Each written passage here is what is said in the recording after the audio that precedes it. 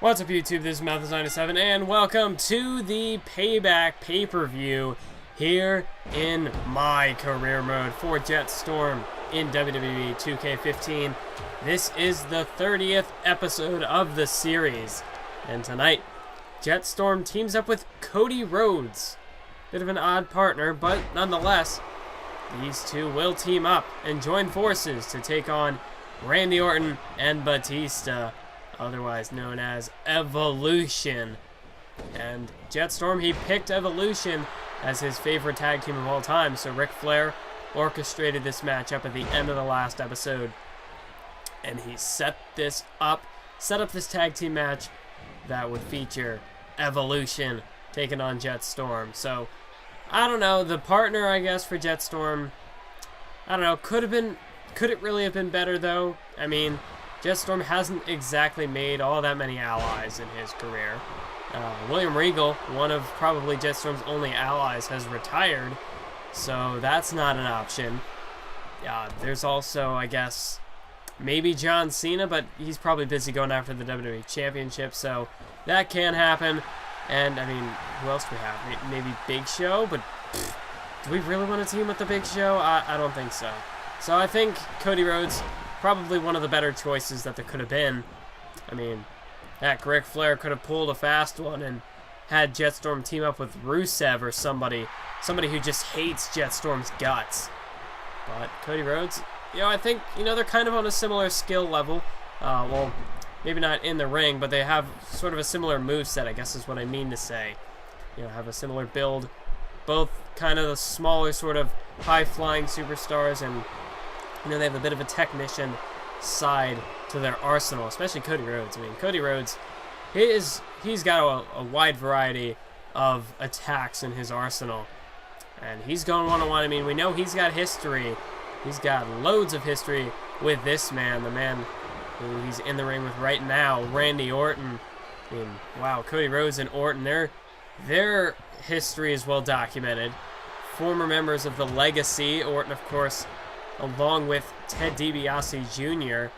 And, it's kind of a shame that Ted DiBiase ended up leaving the WWE, but it'd be kind of cool to see him come back sometime in the future, just because he's got that whole second generation story to him, which works with, exactly what Legacy was going for. They were second or third generation superstars, and they were, working together, Orton taking Cody and DiBiase under his wing.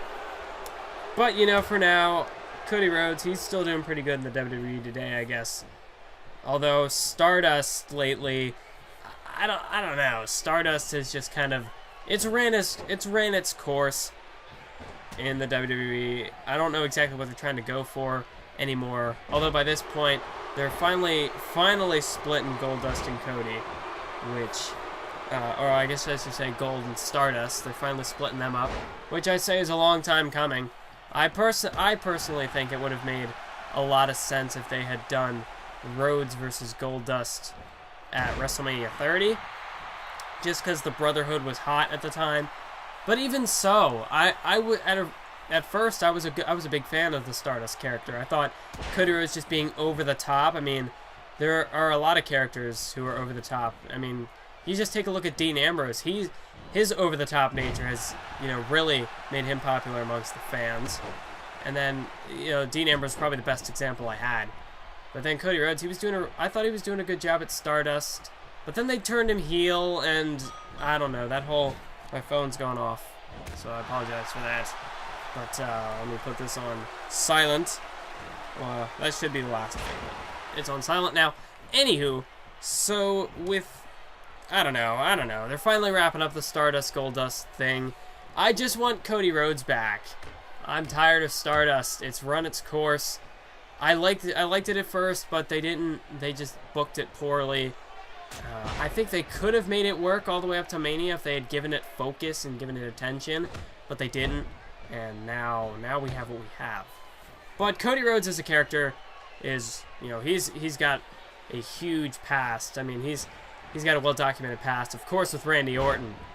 Not so much with Jett Storm, though, which is what makes it kind of confusing as to why these two were paired up. But, they have similar agendas. I mean, Rhodes has history with Randy Orton. I mean, Jett Storm's got history with Randy Orton as well. We take you back to Survivor Series, where Team Cena defeated Team Orton.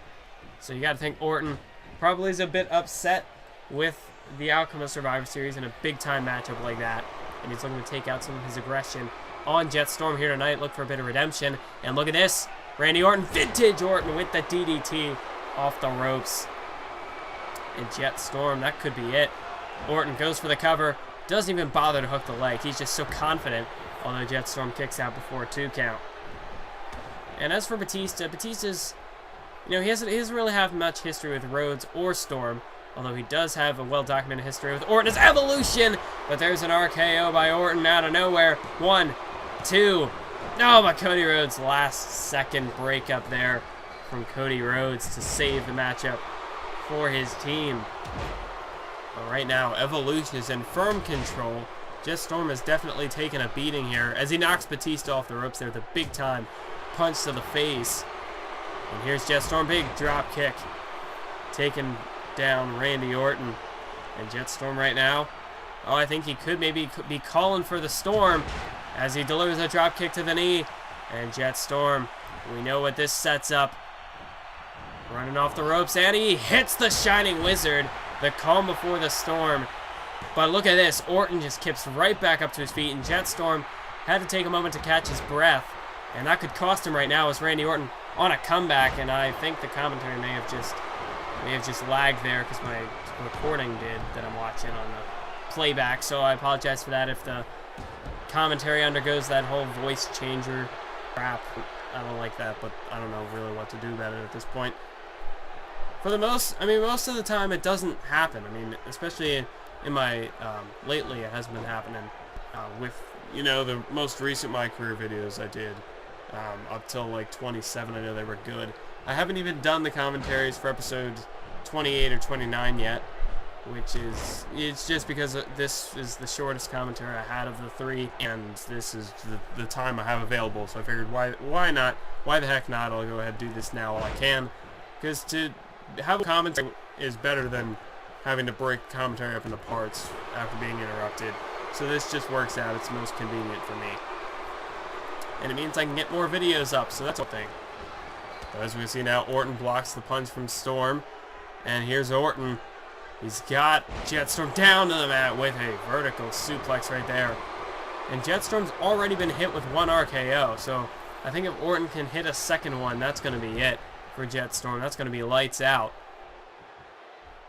But Orton right now just, Orton always so vicious, so calculated, so sadistic in his moves. So you got to think right now he's just really measuring Jett Storm here for something. And oh no, this is not good for Jett Storm. Orton went for the pun kick, but Jett Storm just managed to sidestep out of the way. And oh, the tides certainly have turned. Jett Storm right now, he's got Randy Orton for a Storm out.